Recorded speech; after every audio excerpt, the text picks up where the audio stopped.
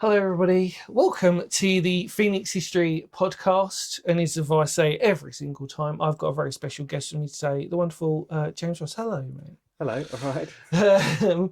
So, James, I've got to admit, as guests go, I think you are probably one of the most unusual ones in the most creative way possible. Okay. Because looking at a website, looking at the things you do, I'm absolutely blown away by it. And actually, there's a clue, if you can see it next to him, it's one of the main things I want to talk about. But first off, James, just tell the audience a little bit about yourself, because I feel I'm going to do you a disservice because you're a man of many few things.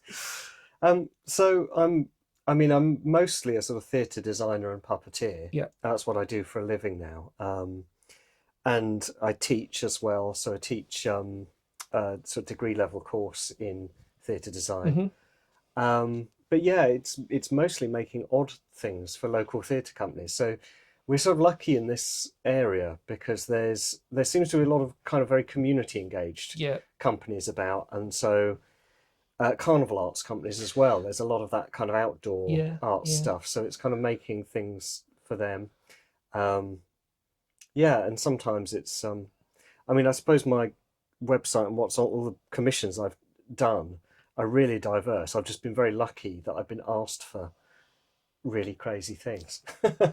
So then you build it. Yeah, absolutely. And you work out how to build it, So it's like everything I've been asked for, I've never made before. And really? You just go, okay, let's work this out.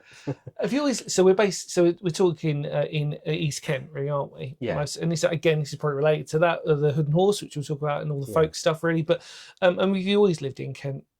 Well, since I did my MA at the University of Kent, and then loved the area. Yeah, so why stayed, not? But I've moved around a lot before that. My family had moved around a lot. So I was born in Australia, in fact, Really? which has kind of been weirdly useful recently, because I've started doing work for various kind of refugee engagement companies. Okay. So working with migrants and refugees, and those kind of with puppetry, which is fun. And this has all happened this year, and so I seem to be working with one company after another. Okay. And one of the companies said, "Well, you've got to actually be a migrant to work with us." So it's like, well, I was 18 months when I came back from Australia, so I never think of myself as a migrant. No. But now I am a migrant artist, That's unusual, which is really useful. But yeah, I'm like I said at the beginning of this, I do genuinely feel that you're what you do work wise, and obviously we'll put a link down to your website, which obviously gives you an amazing amalgam of stuff, rightly what you said, exhibition wise and all this stuff. But one of the main reasons I feel like I wanted to talk to you was the thing that really sort of spoke to me was about not only puppetry in general, because I genuinely feel it's one of these strange things that unless you see it, it reminds you. Does that make sense? Because you don't normally come across it unless you genuinely choose to. Okay. And it's so when you see it, if it's like out at a festival or something like that, then you're like, oh, this is really cool, and I forgot about that. Do you know what I mean? Right. Sort of thing. Moving on from the classic Punch and Judy, or even things on TV, for example. But I mean, one of the things that fascinated me specifically, which when you talk about, which obviously right next to you, which is a Hood and Horse. And for those who don't know, I want to say personally, and thank you to you in a bizarre way. I don't think you'd expect me to say this, but a thank you, because actually, as somebody who's grown up in Kent all their life, you're bringing back the folk tradition, or you've at least illuminated it for people. And we spoke off camera just very briefly, because your Hood and Horse is were part of an exhibition in Maidstone Museum. That's right, yeah. So we'll talk about the origin of Hood and Horse, because I don't want to put you on the spot. But for those who don't know, I mean, if you go to Sweets Festival in Rochester, if you're local in Kent, I know a lot of you probably aren't, but if you're local to Kent, being a former folk musician myself, I obviously grew up on tradition of all this sort of thing. So the Hood and Horse is something that you'd see quite a lot associated with Morris Men, although technically it's its own thing, really, isn't it? It is. It's sort of, so the it's very based in East Kent, isn't it? Which is the other thing. So the tradition was in East Kent, and it was, so before it was associated with Morris Sides. So it was, I think the first Morris side to use a Hood and Horse, it seems, was 1939, and then the 1950s they really started using them en masse. But yeah, you've got this Christmas tradition, which is a house calling tradition. That's right. Yeah. So so a team which was often a farm team. It was like the farm. Sometimes, I mean, in St Nicholas at Wade, it was a plough team. Oh, okay. Cool. In Deal, it was boat workers. Oh, really? I didn't know. It was like, yeah, okay, that's got an amalgam. Like so that. they were these groups of workers who would make a Hood and Horse, and would take it from, house to house, or to actually not any house, to the big houses. So Yeah, where they could okay. get money, where they could get food and drink, to the shops. In Deal, they'd be on the high street. And yeah, it had a number of characters, so it was a kind of a folk play, although there's no script that survived. From that period, because we don't want to diss Morris dancers, by the way, but they came a little bit late to the party in terms of like you said, because actually it was the First World War fundamentally that stopped that tradition, hadn't it? Correct me if I'm wrong. You probably know more than me. Yeah, there was a couple of instances after. So the St Nicholas Wade team carried on for a few years after the First World War, and the Deal team seemed to have come out in the 1930s and then stopped again. But yeah, by the Second World War, they all seem to have stopped. Understandably. And then they've been revived since. And the St Nicholas Wade team is going very strong. And I was involved with the Tonbridge Mummers first, and did some hoodening with them. With Jeff Dole, who's a good friend. And then we created the Canterbury Hoodners and did a bit with Canterbury Hoodners for a while. And now we've got a group called Trudgepig Folk Theatre. Amazing. Which has a kind of broader base in a way than Canterbury Hoodners was quite a kind of traditional way of approaching it. I mean, we do traditional material as Trudgepig. So we do the Hood and Horse, a Hood and Horse play, because nowadays you have to write your own. St Nicholas at Wade write a different one every year. The rest of us kind of have trouble remembering from even if we do the same one. But yeah, so we do that, and we do it here in Sandwich, and we do it other places in Kent. We seem to have, whereas some teams just come out before Christmas, we come out mostly after Christmas. So sort of attached to wassailing traditions. Yeah, wassail, yeah. So the wassailing, which usually happened in the kind of run up to Twelfth Night, seems to have really kind of taken off again, and that completely stopped mid-20th century. That completely disappeared. Yeah. I think the last one was like 1920s something, and then they've slowly started appearing again, and now it's just heaving. Each one seems to get like double the amount of people each year. Yeah. So we do our own here in Sandwich on the first Saturday in January, which, we're just like overwhelmed by the number of people. To the degree that actually last year's, someone fell. We were actually on the quayside, and someone holding a Hood and Horse. The Morris dancers had stopped performing. They'd handed their Hood and Horse to someone. She tried to take it off, stepped backwards, and fell into the river in pitch darkness. Oh no! Icy cold river. Absolutely. Was the tide terrifying. Out or in, or like? The tide was in, so there was water to fall into. I was going to say. But people have died in that river. It's really frightening. Yeah. Of the characters in a hoodening play, so there's the rider, the horse, the wagoner who leads the horse on, and there's Molly. Molly's a man dressed as a woman who sweeps. And in this particular instance, Molly proved herself to be incredibly useful. She ran down the jetty and fished out the person who had fallen in with her broom. Well done, Molly. Yeah, brilliant. So we found that's what you need. You always need a Molly to rescue people. It's just, thank you so much for sharing that. Because it is just, it's... Like I said, the funny thing was, actually, I was going to do a separate video on this a while back about Hood and Horse, and I was going to do like a folk story on it, because we do real histories as well. Yeah. And what's fascinating to me is that I didn't realise when I was doing my research at the time how specific it was to Kent, because I just assumed that, it's one of these sort of big traditions that we have, and it wasn't. I was like, wow, actually no, this is a very Kent-based tradition. East Kent. Really is, and in East Kent exactly, like very this side. Yeah. And I think that you know, you look at Cornwall and you look at all these sort of like counties that are pretty steeped in obvious folklore and obvious tradition, for example, and yet we forget that actually Kent's got a lot. It just seems to sort of seep under the radar a little bit, doesn't it? It does. It overlooked. Yeah, it's probably the right way of saying it. And I find this too. I've done since the exhibition. I've done a lot of talks about the Hood and Horse. I've done. I feel like I've done most of the societies in Kent, but there's always some that haven't heard the talk yet. You need to do a book now, you say. Most of the people at these talks haven't heard of the Hood and Horse. Yeah. So I say, I've lived here all my life. I've never seen a Hood and Horse. There are some beautiful You have to be in the as right. well. Yeah, there are. Yeah. You have to be in the right pub at the right time. Yeah, that's it. Because I think there's even. I swear there used to be a pub called the Hood and Horse anyway in Kent, or there might have been a couple. I think there was a whole chain. Yeah. So in the revival in the 1950s, there was a pub. It was the Whitbread pub in Wickham Brew. Oh, okay. Who they called their pub the Hood and Horse.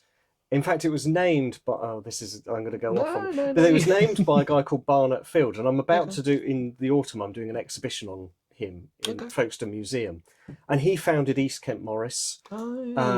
He created the International Folklore Festival that ran for 40 odd years in Folkestone. It was a phenomenal thing.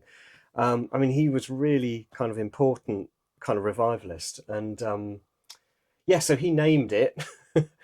And then it sprouted like a whole chain of Hood and Horse pubs, Whitbread pubs. Yeah. And there was, I can't remember how many, there was one in Buckinghamshire, there was one in Hertfordshire. So it went that far. Yeah.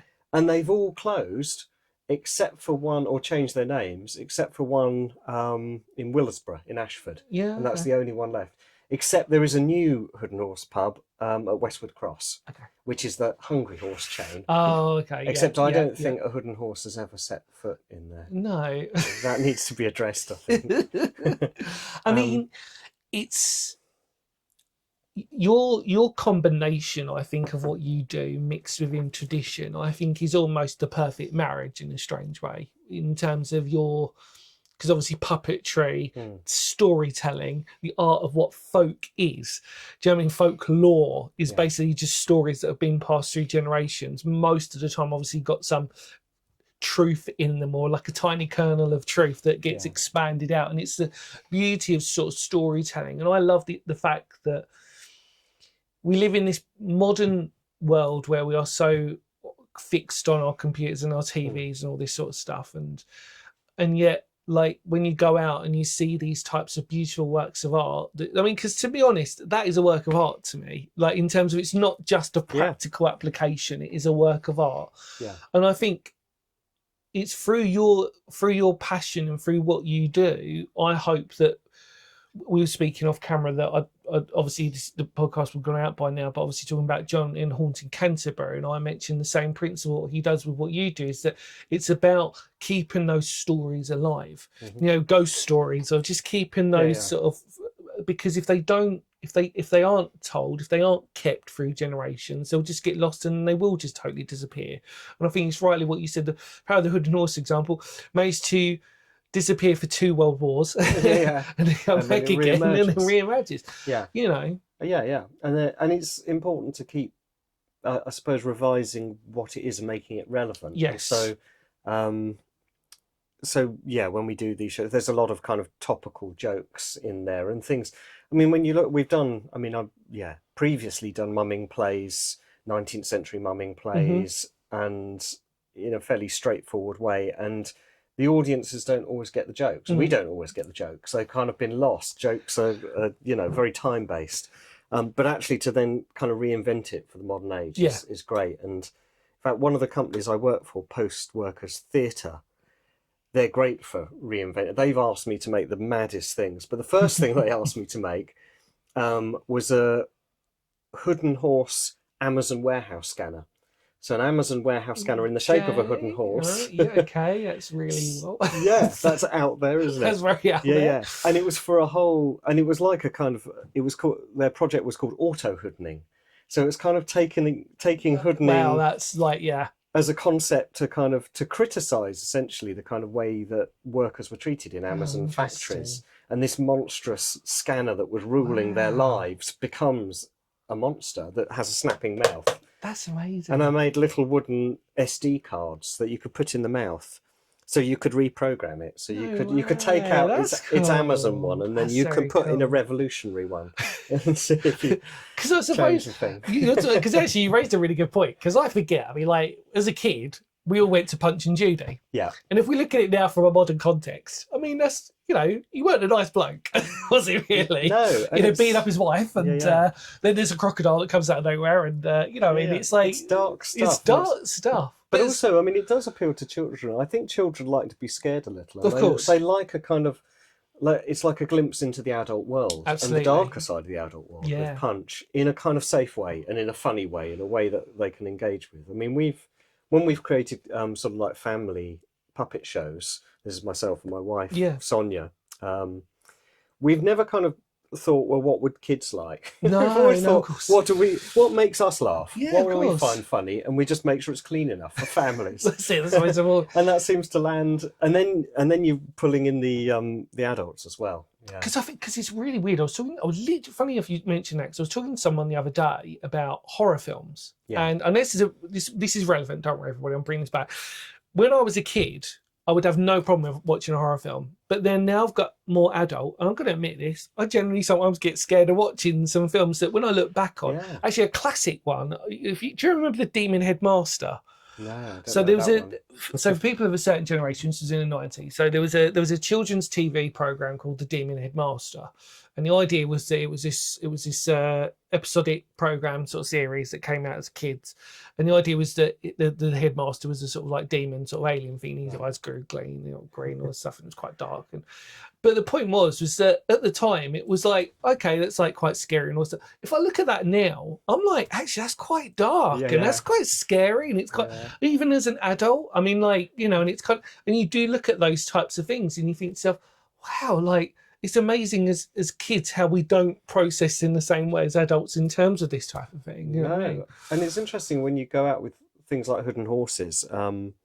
The reactions you get from people. So I've also got like a skull horse as well. Okay, yeah, because they used sometimes they'd use actual horse skulls, wouldn't they? Well, yeah, there's a couple of instances in the 19th century record that suggest that Hood and Horses were skulls originally. Right, yeah. So like the Welsh Mary Lloyd, the Cheshire soul-caking horse are skull horses. But yes, the Hood and Horse may have been a skull horse. But yes, so I've got a skull horse. And you sort of think, oh, that's going to scare the kids. And it doesn't actually. That's the one they love. They go pat its nose and it's like... Find it fascinating maybe in a weird way, yeah. And they're absolutely fine. They just accept it for what it is. Until, of course, an adult says, oh, you're going to be scared of that, and covers their eyes. And then they get scared. Yeah, that's it. Yeah, we find that with all of these, you know, with puppets as well, that it's like, you know, they're only scared if you tell them they're going to be scared. Otherwise, it's like, no, this is cool. But sometimes it does hit on something. I mean, puppets actually, in a way, have been, I mean, even silly ones like that can sort of freak out very young children. And then a skull horse won't. It doesn't make any sense. Yeah, I think there is something of the uncanny in something that's kind of human shaped, but they don't know quite how to read the skull horse. I think it's in context because, for example, when we go into abandoned buildings, if we see like we wouldn't get sort of freaked out by anything, but if we see like a baby's like a baby, like, you know, a toy baby in an abandoned building. It does weird you out a little bit. Yeah. It doesn't necessarily scare you, but it's like it'd probably be the same thing of if like which I've seen before actually a long time ago, like a mannequin in not like a waxwork mannequin, but in an abandoned building, because you don't expect it, and you see it, and it's that context that makes you go, oh, okay, like this. And it's also, I think it's the eyes. It's like that classic thing, isn't it, with paintings, and you feel like they're following you around. It's like, do you remember the first Ghostbusters movie? And obviously, like, you just see that, and you're like, oh, don't look at me, sort of thing like that. But it's so interesting what you said with the relationship between child and adult, really, of how they look at things, and the fact they're so protective of it. With the Hood and Horse, can you describe like the general like aesthetic of it? So what it's made of, etc., etc., and so that, well, yes, when they're all the ones that we know about not being skull horses. That's a pretty cool name, by the way, skull horse.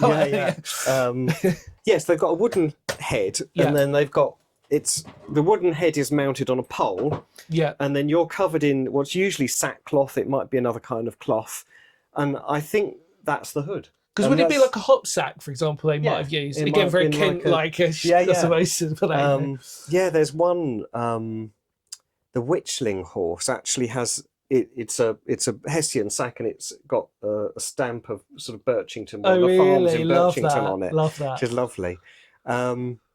So yeah, I mean, actually, Hessian makes sense because you can see straight through it, which is Oh, great. yeah. And Okay. some of the Morris horses. When I've advised on Morris horses, people's like, I can't see through our horse. Well, that's because you're using a white sheet or something like that you think's going to. Actually, if you use Hessian, it's because it's lighter outside than Yeah. inside. And it's kind of loose weave. You can just see straight through. So actually, this one originally had like a window to look through, which is ripped. Okay. But it was totally unnecessary.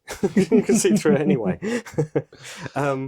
So yeah, so you're peering through this thing, and the the 19th century sort of hoodening that took place at Christmas. Usually they would kind of be in a sort of hunched position, Right. so they'd kind of hobble along. I've seen them, the early photos of those, and they're actually quite creepy to look at if you look at them old photos, because they're like, oh, blimey, you don't want to look underneath it. The rider character, and they're kind of ready. The rider character would jump on the back and would like career about. Wow, yeah.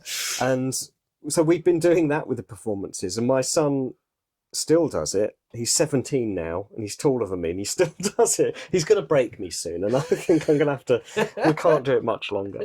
But do you know what? It's the fact that it's at Christmas as well. You feel like the tradition would have been Christmas. Do you imagine, like, I know it sounds a bit silly, but like almost like the opposite of Halloween. Yeah. You walk down the high street in like that period of time, and you see some random person hunched down dressed as a horse, especially if they had a real horse skull. You're like, scary. It's something scary. I mean, in a way, it's like our equivalent of Krampus, perhaps. Yeah, probably. I mean, Krampus is like the opposite of Father Christmas, isn't he? In Germanic traditions. Yeah.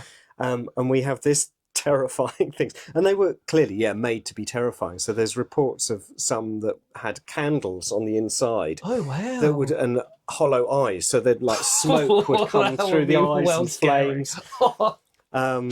One of the ones I had in the exhibition was one of those. In fact, I discovered, and it was in fact when you put your finger inside the top of the head. I mean, it had got hollowed out eyes that had been refilled, and it had soot still in the top of the head. Way. Wow, that's amazing. Awesome. That is very cool. So that one, if you want to look it up, it's called Satan, and it's owned by St Nicholas at Wade Hoodlers. So that was a scary one. Well, they called it Satan. I was going to say total dichotomy like that. Yeah, exactly. So this is your happy Christmas tradition in Kent. This is like Happy Christmas, terrifying creature. I just think, do you know what would be quite funny if we look? I reckon if some of you paranormal people out there look at early haunted Kent records of a ghost in a field, it's probably not actually a horse. It's actually just somebody dressed up as a horse in the middle of, or seeing glazing eyes or something walking across the field. It's probably just like a hood and horse that they dressed up in the middle of the night. You know what I mean? Because sometimes I do think, obviously, especially with the paranormal aspect, that they're actually probably mislabeled in terms of probably traditions or somebody dressed around. They just caught them on the wrong time, etc., etc. You know what I mean? Often, I don't know if you're aware of, like, do you remember Dr. Sin, the books, and he was a smuggler in Rye. It was a book by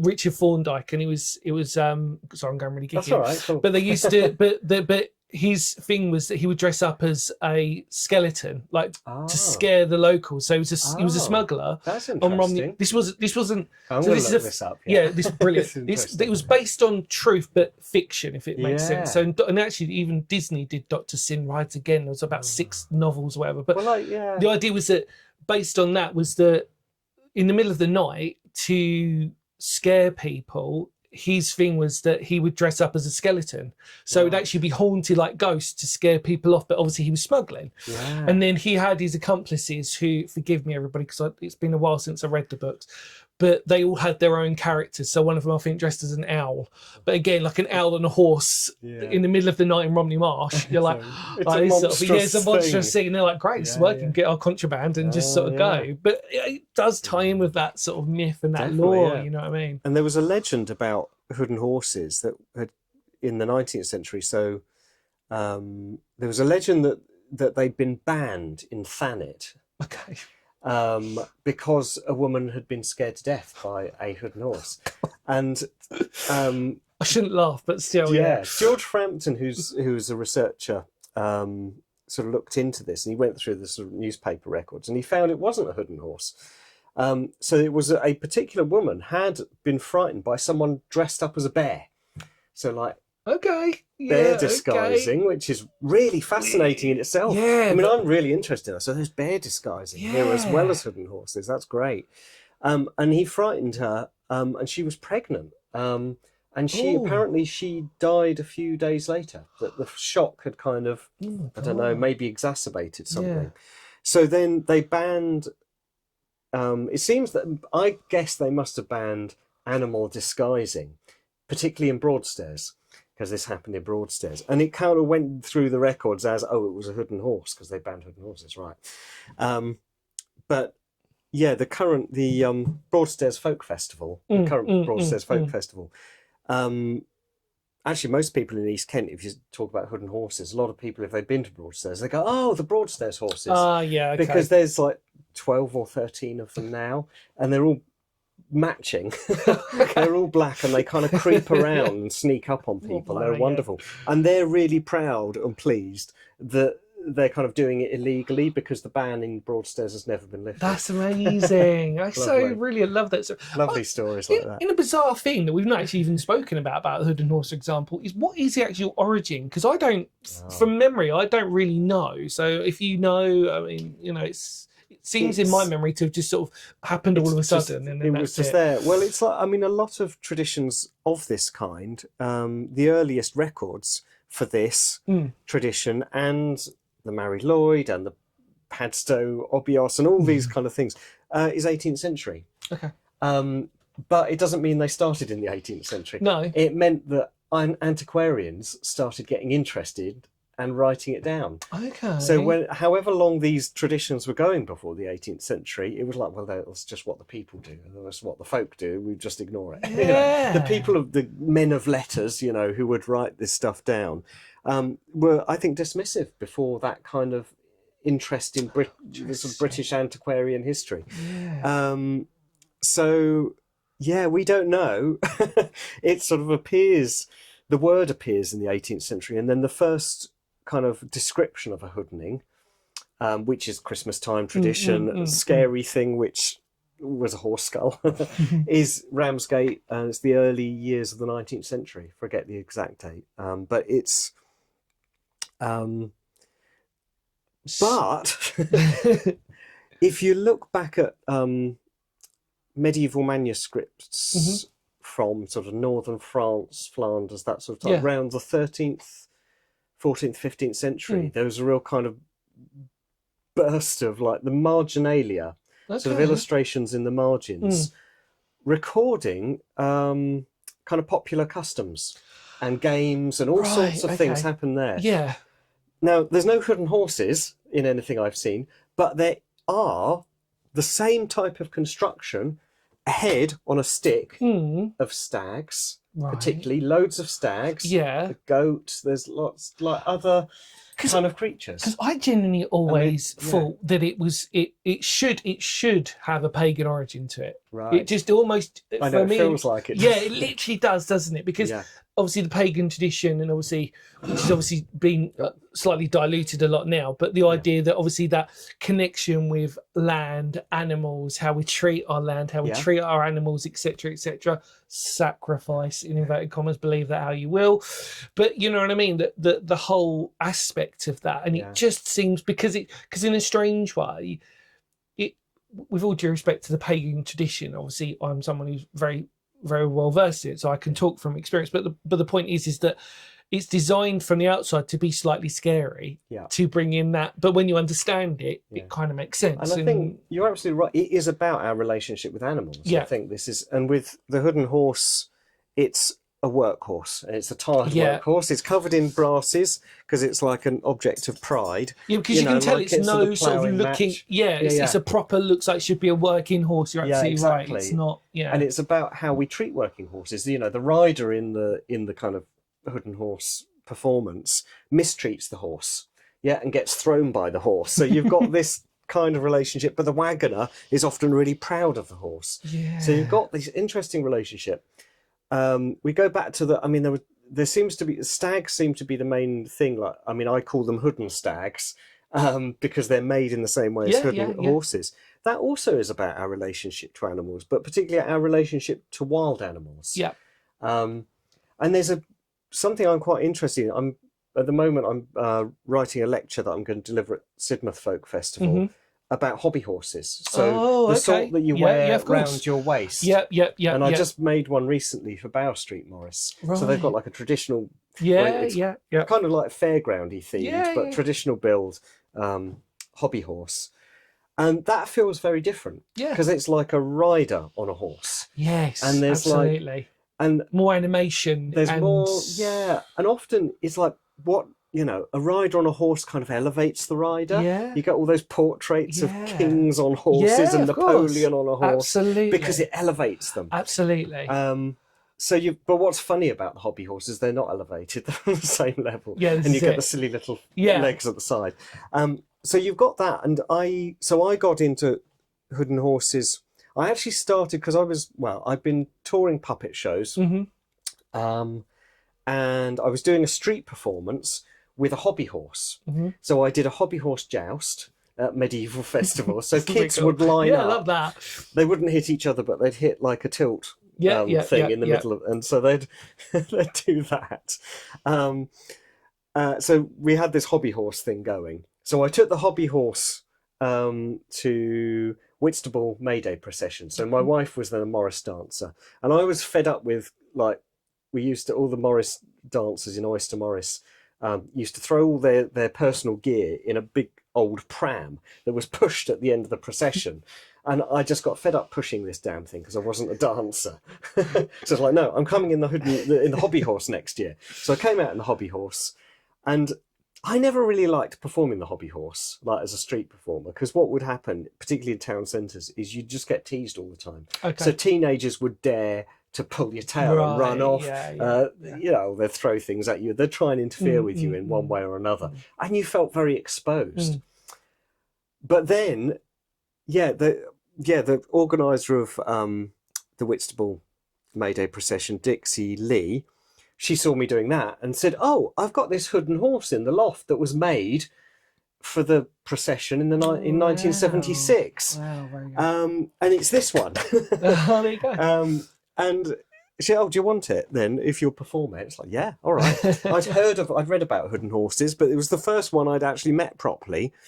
So I started walking it in the procession. And it was just a revelation. It's like, no one's going to interfere with me now because I am towering above them now when I walk with it. So this is, when they become Morris beasts, you tend to walk upright with them. Yeah. And they're really imposing. Yeah. They freak dogs out. Dogs bark. And now I'm the one that chases the teenagers and they can run away screaming rather than me running away screaming. I love that. So it's like that.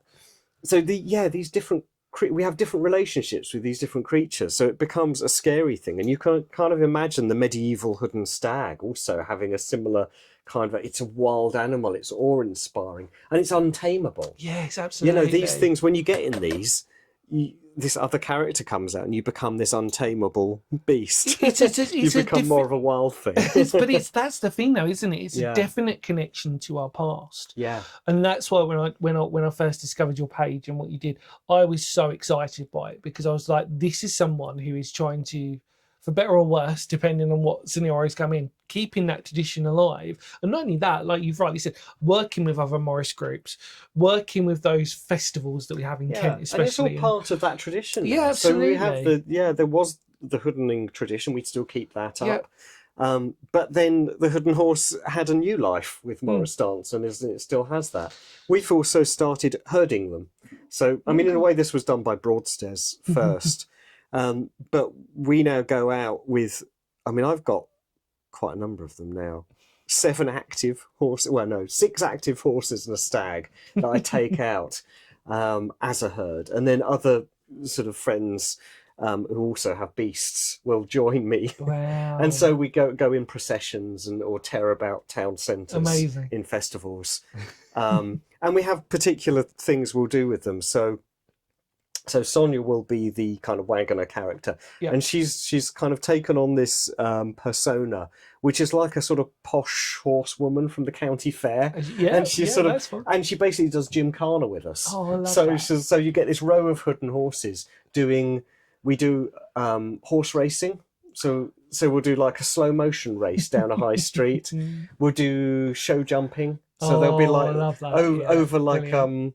over like drain holes and things like Oh, that. how So we'll amazing. jump over the water, How you know, amazing. things like that. So it's like, so it has another life there with the beast herding. I think it's, you know, there's room for all of this. With your up and coming, thank you so much for that, because that's so honestly, and I love your enthusiasm when you talk about it as well, because it's brilliant. We need more people like you, James. But I was moving forward. I mean, obviously you're quite active. And I mean, what are the new projects you're excited about coming forward and stuff at the moment? There is one big thing that I'd like to mention. Yeah, go for it. I mean, there is a lot of things that I'm working on. Yeah. So I'm ongoing doing refugee projects. I keep doing a lot of big builds in Dover with Future Foundry. I'm working on a giant swimmer at the moment who's going to come out in August. Cool. The end of August. But the thing I'm kind of really excited about is a folk-related thing. Okay. So Trudge Pig Folk Theatre has done one of these shows, but we're now trying to sort of find other bookings for it, and we've got bookings at Sidmouth. So our new show is a mumming play version of the movie The Wicker Man. Oh, wow. So, okay. Classic folk That horror. is, yeah. Yeah. So we've called it The Wicker Work Man. And we've changed names, and we've kind of it's kind of our own version, because we all, I mean, it was a movie that got all of us into folklore, really. I mean, we just all fell in love with this movie. I mean, in fact, the original, by the way, people, it's just yeah. not the Nicolas Cage one. We're talking about Edward Woodward. No. Was it Edward Woodward? No, Edward Woodward is the one. The original, That's the original one. Yeah. So he was the policeman. Who else was in it? Christopher Lee, wasn't it? Christopher Lee is Lord Summerisle. One of those movies that I enjoyed, because although it's scary, it's more psychologically scary than, like, well, you know, apart from, we won't spoil it, but you know what I mean. Yeah. Whereas I felt the Nicolas Cage version was a little bit. Well, it was Nicolas Cage. Well, it's funny. I saw it. I can't remember a single thing about that, which shows everything. There you go. Whereas the original, I remember every scene and every line, and it's just. I mean, we're all. This is, you know, our generation of folkies. A lot of us got into it because of that movie. That was the thing, and it's got a hobby horse in it. It's got procession. It's got at the end. Christopher Lee dresses as a woman. He does like a Molly character. You know, he does that kind of thing. Yeah. And so we were at one of Bower Street's Weird Folk Nights, and at the end of the evening, so the DJ, Matt Pringle, is brilliant. He plays all our favourite tunes.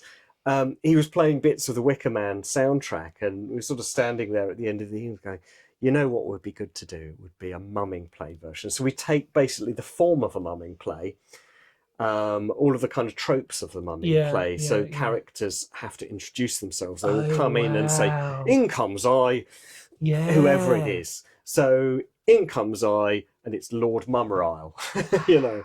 So we've got this sort of thing. Oh, I'm going to watch that. We've you have built to tell props me, because I for need to it, watch so that. animal masks. Yeah. And we do get to burn a policeman at the end. I was going to say, because I didn't want to spoil it, but like, there's got to be a bit of fire in this, surely. There's a bit of fire at the end. So that is, as I say, we did it once in Canterbury, a part of Free Range, and it went down a storm. I was just like, all of the jokes landed well. Goodness for that. So we're doing it this weekend in Folkestone, and then we're off to Sidmouth with it. So it's like, look out for that. Yeah, so depending when this video comes out, please just go down and check it out, because obviously by the sounds of it, it'll be a success. I wanted, actually, on that, talking about dark puppetry humour, I don't know if you ever remember, you know the band Radiohead? Yes. Do you know the song Burn the Witch? No, is, oh, right. So for all these people out there, this is one of my favourite music videos of all time, because it, funny enough, incorporates what you do. It's basically Trumpton. Right. They use all the Trumpton characters, but they're burning the witch, and they're doing like ducking stall and all this stuff, and it goes very Wicker Man dark. Right. But obviously the song, the lyric, I love that song, by the way, Burn the Witch. I'm a big Radiohead fan anyway. But that music video is still one of the greatest music videos of all time, because I wasn't of the generation of Trumpton, but I'm very well aware of it, and I can imagine if you grew up on watching I grew Trumpton up on and you see that Yeah, music. yeah. If you watch that music, you have to Lovely watch it kind now. of rural Yeah, not that at all world now. of- yeah. So it's all beautifully animated, but then there's this dark stuff where, Yeah. from memory, like they've got the witch on a ducking stool, and they've Right. got, and it all just goes quite okay. Like, and obviously okay. the song's "Burn the Witch," so yeah, Good. but absolutely brilliant. You have to watch Yeah. that. But yeah, for all those people, music geeks out there, I suppose people love like. Yeah. If I had to put a top 10 of like music videos, it's one just because it's so unusual, but it's all puppetry and it's all animation, and I just love that idea. Again, it's quite a folk-based song by Radiohead, and yet that's why they incorporate that puppetry into, and it's Trumpton. So yeah, you know what I mean. Just one of them strange things. What growing up for you within that? Was there anything specifically that inspired you? Like, was it like not necessarily Trumpton, but were there animating puppetry or shows that sort of like really? Oh, yeah. I mean, I always loved puppetry. I mean, I have this. I must have been very young, but a very early memory of going to see Button Moon, the stage show. Oh, I okay. love Button Moon. Blimey, yeah. It's actually going round again. It's been, Button Moon is back on the stage again. Wow. And that just I was just enthralled by that. And I had a Pelham puppet that my aunt bought me, and she made the a backdrop for it as well. Oh wow. It was just lovely. And so the Pelham puppet, I've now got a big collection of Pelham puppets. But I mean, in fact, I wasn't very good at the puppet. I mean, his strings got tangled instantly, and then they never got untangled. But he was still a treasured item. I now know how to untangle a marionette string. There is a method. Yeah, I was going to say, I can imagine a way of doing it. Yeah. But it took me till my late 20s to work out how to untangle this thing. She also made me a hobby horse, the sort that goes, the stick hobby horse that you ride. And sometimes have like wheels at the bottom of the stick. It had wheels. Okay. My uncle and my aunt so his carpentry, and she sort of made this cloth head, which I've still got actually. Wow. It's in my store over there. Beautiful thing. So it's like, objects like that were about in my childhood. I always appreciated the craftsmanship in them. Yeah. One of my earliest memories is sitting playing with toy blocks on the floor and getting up close to these wooden toy blocks and recognizing that they're made of something organic, seeing the grain in it. And I was a toddler, I was sitting on the floor, or I don't know, maybe younger than a toddler, and sort of being fascinated by this and knowing it was different from plastic and feeling the difference between these things and being really interested in materials. Yeah. So it was always, that was always there.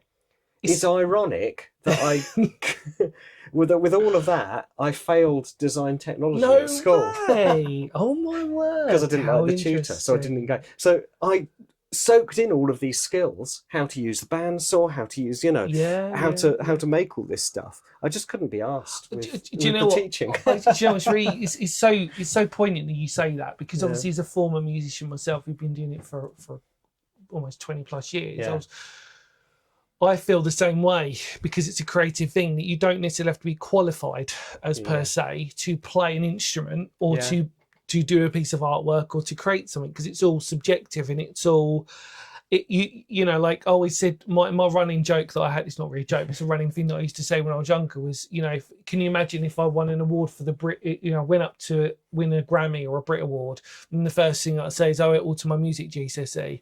Right. So you're not going to do that, are you? Or I owe it all to my BTEC in college. I often say this to students. Fundamentally from you, isn't it? It's that creative need and nature that is just hard to replicate. But, I mean, some people don't respond. I did do well in other subjects, but some people, but the one subject that is now my life is the one I failed in. But it's that it was kind of encouraging, I think, for students that that not everything is, there's so much pressure for kids to succeed in their GCSEs. It's like your whole life depends on it, and it doesn't. No, it doesn't. It really doesn't. And you can kind of recover all of that. You can you can find what you need to do later on. It's because I mean, I felt the same with too much pressure. 100%. Because I have no problem with like colleges and unis if you want to do music, because I've done it. So, and I can see the benefit of it, but the way I always look at it, make it a benefit that you're aware of.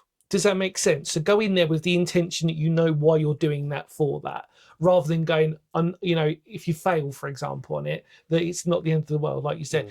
Just have that intention of going, I'm going to study music BTEC, for example, because I want to up my theory game, for example, things that I might not be able to learn necessarily when I'm at home. And not only that, one of the great things about going to uni or college is that you meet like-minded people, creative other people, and it's similar to like when you see, we seem to forget some of the greatest artists, for example, went to a college or uni, and it was through their engagement with other artists that probably inspired them to create some of their greatest works. And I still think it's the same with, you could even apply that to music, for example. I mean, for me, it was going to college, for example, was one of the greatest moments of my younger career, because I realised there was more people out there who like similar stuff to me. It wasn't necessarily about the music, but it was about the idea of, it was about finding your community, tribe, and then so it's like, it's absolutely, and they bring over a CD that you've never heard of, a band. You're like, oh, this is amazing, never heard this. Check this out, it's Rage Against the Machine. And then you listen to it on the CD and like, this is amazing. Why have I never heard this before? But these folk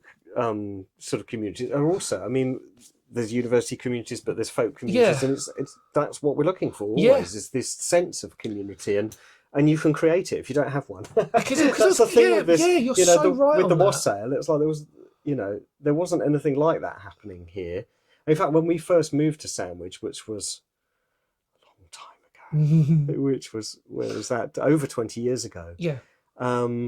There wasn't the medieval festivals and stuff happening. So Sandwich seems to be now known for its kind of all the medieval stuff, and none of that was happening. We started working we'd found there was work on the medieval circuit doing puppet shows that fitted that. So we got the costumes done, we got a tent, and we did things on a medieval theme, folk tales and things.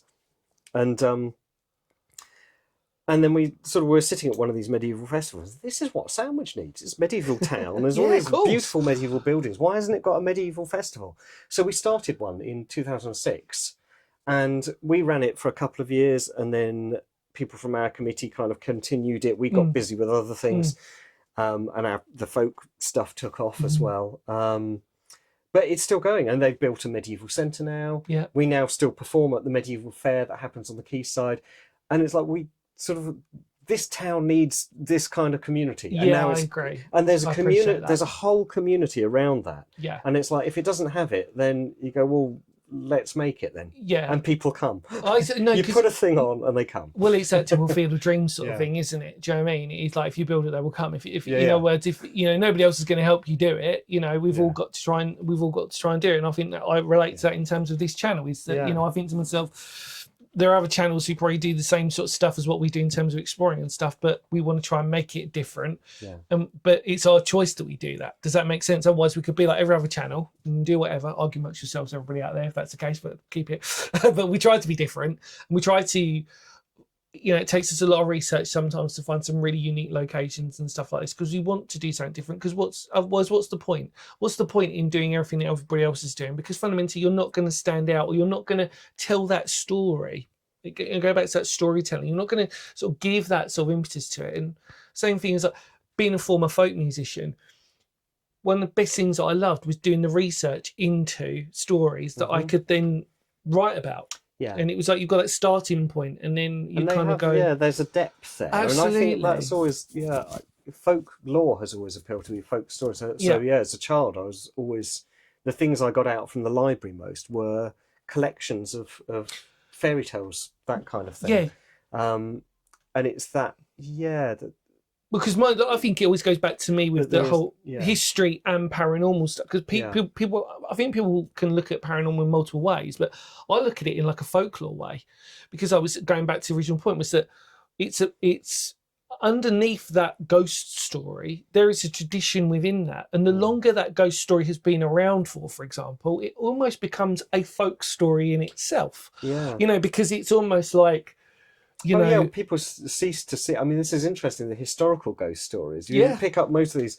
There's a lot of there's loads of books on ghost stories of Kent. Loads of different ones, and yeah, so many of them. It's like, well, no one's seen this ghost Mm. for like Yeah, 100 years. exactly. So I don't think it exists. If there was a ghost, it's kind of evaporated, Yeah, and yeah, whatever yeah, happens yeah. to ghosts. But you're right. But then it enters folklore, and it Yes, becomes part of the exactly. story of that place. It really does. And the kind of I suppose, the aura of that place, that you go along, Yes. sort of trying to see this, whatever it is, woman in 100%, white, 100%, stalking 100%. around this, the nunnery. Yes, totally agree with you on that. Yeah. And I think it's one of these things that, like, I think does go under the radar, and yeah. then And I think, I mean, it's interesting how quickly it happened. So already the Bower Street horse falling in the Stour, and it's never been seen again. It's gone off down the river. Occasionally, you kind of bump into someone who says, "Oh, there's this thing, isn't there, about a hooden horse that got lost at Sandwich or went in the river?" It's as if it's some distant ancient thing. It's like, yes, it was only a couple of years ago. You should give them them blue plaques. Do you know what I mean? Here was on this date. That's it. That's it. Yeah, I love that. Commemorating this event. It's lovely. But the funny thing is, if that story was done maybe 200 years ago, it would now be a folk story in a way. Like, the horse that fell into the river, it would be on a newspaper article, and you'd sort of stumble it, and then, what would that be? Sort of interesting. Honestly, it's so beautiful. Yeah. You're talking now about the Wicker Man, which obviously excites me immensely, which is amazing. But any other projects that are sort of like in the pipeline at the moment? Because like I said, you are very busy. I mean, obviously you're still doing your work, work. So what have we got on? Yeah, so I mentioned that. I'll tell you what, I'll give you another question just before. Yeah. But your students that you have, do you see hope and optimism within the newer generations that are coming up, your son probably included, because that's quite important, that there is going to be a continuation to a degree within at least the next couple of generations to sort of at least continue puppetry and folklore and things like that? Yeah. Well, yes. I mean, I suppose, my students, I do, in the second year, I sort of set a folklore project where they've got to kind of, they look at mumming play characters, they've got to come up with a contemporary sort of interpretation of that, and make costumes, props, all that sort of stuff around it. It's a lovely project. And you sort of hope that, it kind of goes in and it goes somewhere. Yeah. But it's also, particularly it's people that often volunteer for festivals and things, come out and help us sort of rig tents or see the hooded horses and go, I'd like to have a go at that. So it's actually more, I find it's more in the context of actually putting events on that people then get excited and want to be part of it. So there is definitely a ground surge at the moment. I do think it comes in waves, doesn't it? It does seem to come in waves, and we're really on the crest of a wave at the moment with folklore. That there's suddenly been this explosion of interest since lockdown. And it's fascinating that it's since lockdown, but it's kind of, it doesn't seem to be showing any signs of slowing down, and there does seem to be younger people joining Morris Sides, younger people forming Morris Sides. There seems to be a real, and that's really encouraging. And it's not necessarily my students. At least they know what all this stuff is now when they stumble across it. Yeah, absolutely. But there's definitely a sort of broad movement and enthusiasm for it all, which is lovely, because when I was growing up part of my growing up was in Banbury, which is like the heart of, Morris dancing in a way. Banbury and Brackley were kind of really important places in the kind of, Morris dancing in the early 20th century. The home of the Cotswold Morris style. And yet it was in a period in the 1990s where it just seemed to be very uncool. That it was kind of people. People laughed at Morris dances. People were embarrassed. I did have a friend who was in the Brackley Morris side, but we never saw him dance. He just wouldn't kind of invite us to these things. And it was very much. It had become sort of fringe. Yes, I was going to say, or it had become cringe. In fact, it had become fringe and cringe, and and I was kind of interested in folklore in a broad sense, and of course, got interested in very much the kind of paranormal and that relationship to folklore, and feeling that there was something missing in our culture, or something that I needed to find. And I think a lot of people felt like that, when they came to it. But now all that embarrassment seems to have disappeared, and it's just like, oh, finally. It's like if you're interested in something for long enough, it'll come back round again. I mean, I've seen a couple of Morris groups sort of semi recently, and I am amazed that it's half and half. So you've got the older people who are there, but then you've actually got like people probably my age and a little bit younger who actually are there, and you think, oh, that's cool. Like, you know what I mean? This is good. This is like, you know, because they probably got kids as well, and they're probably going to go, you know, and their kids might question, might be embarrassed for the first bit, but they might actually see the fun and everything. Because I mean, fundamentally, it is about fun, and that's what it should be, shouldn't it? Really, it should be getting that reaction from people, and it should be sort of telling that story. And I think again, it goes back to that classic case of just good storytelling. You know, from whether it's puppetry itself or just someone just sort of sitting down and just talking about it again. Sorry, I'm going to be really geeky, but talking about, do you remember Jim Henson's A Storyteller? Oh, yeah. With William Hurt. Is it William Hurt or John Hurt? I can't remember. But yeah, sitting down and again, need to talk about beautiful folk stories. If anybody wants to watch, I thoroughly recommend watching Storyteller, because I think it's actually... Is it on YouTube? It is on YouTube now. And it's just, and again, as a kid, I used to love that, because even though it probably looks a little bit dated now, you know, that Tales of the Unexpected Roald Dahl was a classic. Because I think actually I spoke to someone, I got really geeky the other day, apologies already, but I did sort of talk about Roald Dahl and think he was actually quite rooted in folk, really. When you look at like some of the earlier books, they're almost perfect, like the Twits, for example. Oh, yes. I think that's just phenomenal. A great folk story in a strange way. You imagine these two people, you obviously, what was it, the eyeballs get put into the beer glass, and it's all... And James and the Giant Peach is technically, to me, like a folk that sort of story. sense of absurdity that you get in folklore. I love that sense of absurdity, and of course, we do love kind of. You know what I mean by that relationship with seeing the absurdity. There's a lot of absurdity in mumming plays as well. There's a lot of kind of absurd speeches, nonsensical speeches, which are great fun. Their own sort of little bits of language and nuance and stuff that gets applied into that. That's absolutely wonderful. I mean, James, I could chat to you for ages, mate.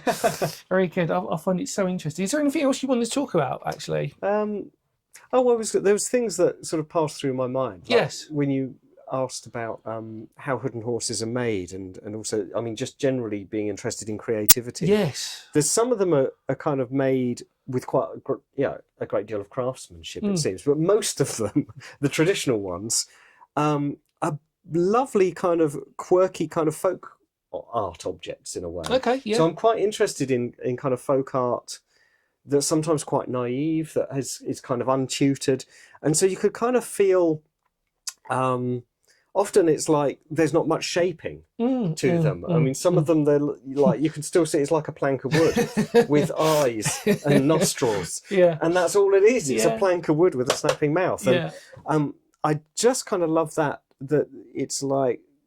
The pressure would be on the character inside, wouldn't it? To do a really good job of trying, and the imagination. And again, I mean, these traditions, I mean, of course, I'm coming to it, you know, I did an art degree. I've kind of, you know, I've always been good at making things. And I've come to it from a kind of professional standpoint, as you know, I became a professional sort of puppeteer and puppet maker. But I love it when, you know, in a way that the tradition was people that had no acting experience, people that perhaps hadn't even seen plays. They were putting these plays on, hadn't seen professional theatre necessarily. Had no training in how to make a Hood and Horse. They'd just go, what's lying around the farmyard? There's a bit of wood. There's an old sackcloth. Let's put it together. And some of the things that they're made of is wonderful. So, that Satan, who I mentioned, his teeth... The horse. His teeth are made from the metal plate that goes inside, like an old farm shoe, like a steel toe cap from the front, steel toe cap type shoes. So those like heavy duty farm workers' boots, they're almost like clogs, aren't they? They're like clogs, and they had like metal inserts in the heels. And the inserts are like this kind of like a horseshoe shape. And that's his teeth. It's just like things like that are just wonderful, and they're often hobnails. Of course. That's that's And some of them, yes, one of my horses has got pebbles that I put in from Sandwich Beach because there's an old one which seems to have like stones inset in as the teeth Oh, to make the how clacking noise. incredible! So that kind of these are Little detail folk of... art objects. I mean, this is just people are just spontaneously creative.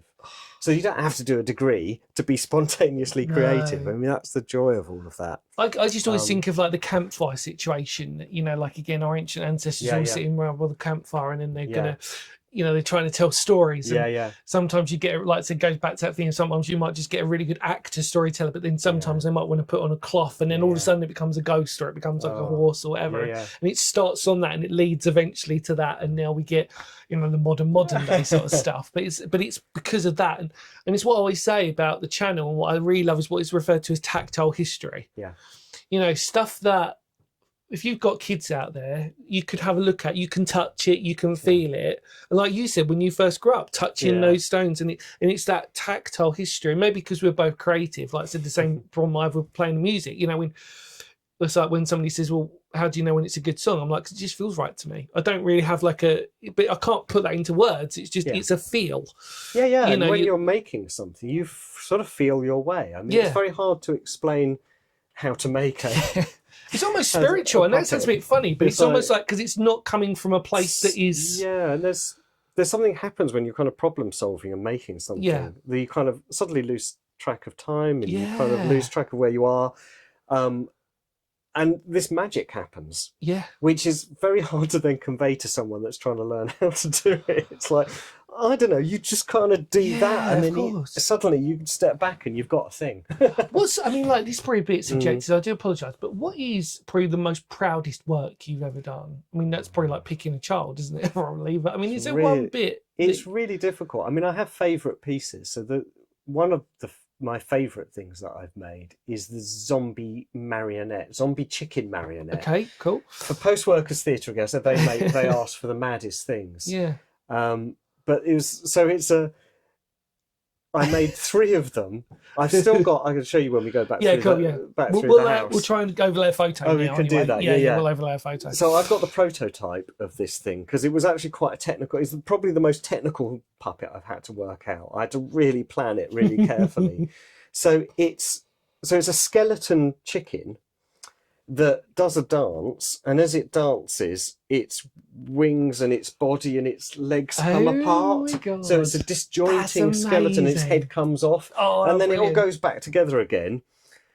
And I made 3 of them. So I made one of them which was just a skeleton, one of them which had bits of flesh hanging off of it, okay, yeah. and then one of them which had like fat and feathers still on it. It So was 3 like different stages of different decomposition. stages of decomposition, and it was the project was all about fast food and the horrible wow. process of like fast food. So I also made a Frankenstein chicken McNugget for this project, Really? and Oh, a very big blob monster, which is basically the uncooked muck that goes into chicken McNuggets. It's just disgusting. Yeah. Well, I just love things like this. But anyway, that marionette was like, okay, I've really achieved, and I didn't know whether it was going to work out.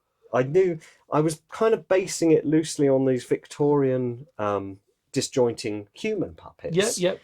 But it's like, can I make that work with the chicken? I don't know. Actually, but when you start making it, actually, a chicken skeleton's not that different from a human skeleton. They're just sort of bent over more. You start realising how similar the skeletons are for all sorts of animals, actually. Birds, mammals, all seem to have very, very similar skeletons when you start building them. So that was probably, Because it's strange, isn't it, for you? Because the obviously, most awesome. that sounds incredible. I can't wait to, you know. I think within that though, it must be so rewarding though, because is it quite rewarding because it takes time and effort, and then you see the reaction from people. Well, you see, yeah. Sometimes it's. I mean, for that, it was like it just happened. It was one of those things. It was just so fluid as a process that it just. Sometimes it just goes bang, bang, bang. Everything lines up, and then it works. And it was one of those. Whereas there's another thing I did for the same project, which was a giant. It was a giant severed hand. It was like it filled the whole table here, and it had like a mechanism to make it kind of go like so it's like that, the Addams and go Family. like that. Yeah, was that it kind of thing or whatever? I can't yes, remember. it was like the Addams Family hand. and it drove me absolutely insane. I hate the thing. And Yeah, because that's a lot of moving parts. it looks quite realistic. It was made out of silicon, but it was like, I messed up the mold. I had to make it twice, and it was like, oh, I don't. So there's not even a photograph of that on my website because it just drove me insane. You don't want to be reminded. So and I should feel kind of proud that I conquered it in the end. Yeah. But actually, the process was so frustrating. Then no, it was actually sometimes when the chicken was just such an instantaneous. I look forward to seeing that. Yeah, that'd be great. Oh yeah, and other things that are coming up. Sort of thinking. Don't worry. I mean, it's kind of you don't know what the next commission is going to be, which is a joy. I love it that you just don't know something's going to land, and go, okay. Yeah.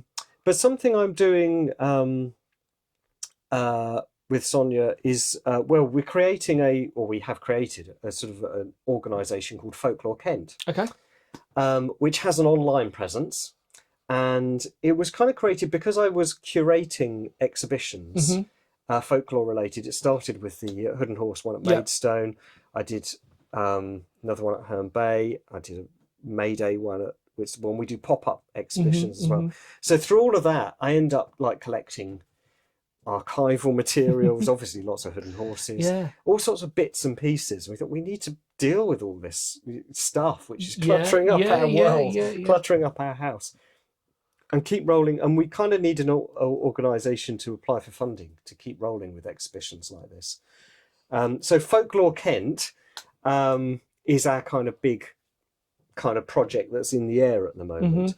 So we've been talking to the White Mill in Sandwich.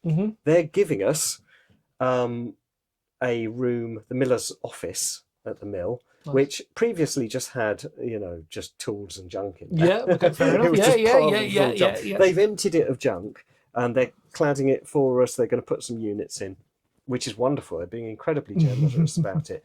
So it's going to be like a little folklore centre in there. How amazing. So, I mean, our vision was to have a folklore centre for all of this stuff. Kent hasn't got a folklore centre. Kent needs a folklore centre. And we feel kind of well placed to do that because of our connections and network with people and because of all the stuff we've been collecting. So it's like, right, this is a start. So this room, it's not a huge room, but it's enough to get started. So what we'll do is seasonal exhibitions in there. Right. So it'll be a permanent but changing exhibition space. So if we get it finished, the room finished over the summer, then we'll probably do like a Morris Teams or Morris Dancing in Kent exhibition. You're going to have to invite us over so we can help film it. Let us know, because we'd love to join you. Yeah. And just film, it'd be amazing just to sort of film it. You can talk about it and we can do it seasonally. I'd love to sort of be a part of that because it's folklore and it's part of what I love. So hopefully, more events at the White Mill. Sonia started doing some sort of walking events and writing events up there. So we have a nice developing relationship with them, and their collection is totally insane in a way because it's I mean, I love their collection. As they sort of said, well, it's never changed since the 1970s. Wow. Okay, but they just keep adding things to it, so it's like so there was a kind of logic to it, but then there's like random things here and there, and there's loads of folk art in there. So there's corn dollies. We've done that as a video. And there's lovely little kind of model rural things, and there's model fairground rides. Amazing. And there's just it's just a joy. I love digging around in there. Yeah, I mean, even things like lace making. Beautiful art form, It's really so interesting because my mum grew up on a farm. Yeah. So as a kid, I was sort of active in that countryside. Yeah. So that's why on our channel, for example, we've done folk story. We did one on the May Queen because my mum was actually a May Queen. We've actually got a photo. Beautiful. There. I'd love to see that. Yeah. So I'll send you a link later and you can have a look because it's actually an original photo of my mum, bless her. If some of you may have watched it, and she's actually got a little crown on her from Plaxtall Primary School, and she was the May Queen. Right. And then we've done a video on corn dollies, for example, which are absolutely fascinating. But I haven't done to my shame enough folklore for me because I genuinely feel that when I did the paranormal stuff it sort of incorporates that to a degree as well. And as we spoke they're definitely related areas. Well, this is it, but it's those. I'm so passionate about keeping those traditions Right. Alive is probably the wrong term, because I think everything has a sort of period, like you said, a wave and everything else. But at least there's a documentation of it. And I always use that word documentation on our channel when we're visiting air raid shelters, bunkers, ruins. We're trying to document it. We're saying that a period of time, this period of time, it looked like this. Yeah.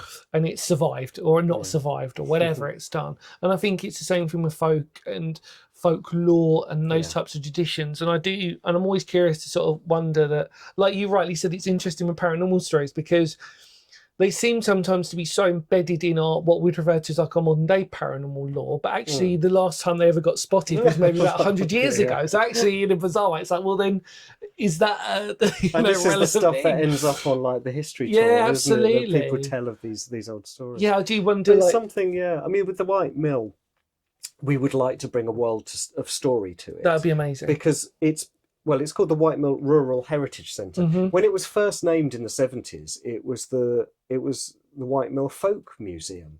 And the word folk, as we said, became very unfashionable. The word folk, all these associations, I don't know when it was renamed, but I'm guessing it was probably the 90s, because by the 90s at least, this word folk just seemed to be almost like a kind of almost like a dirty word. Because I do wonder, and like, then these, suddenly you've got rural heritage centres, which sounds very serious and academic, instead of folk museums.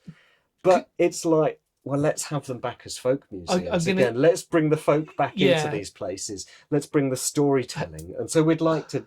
I mean, they've got lovely little workshop areas in this place. So there's a smithy. There's a wheelwright shop. There's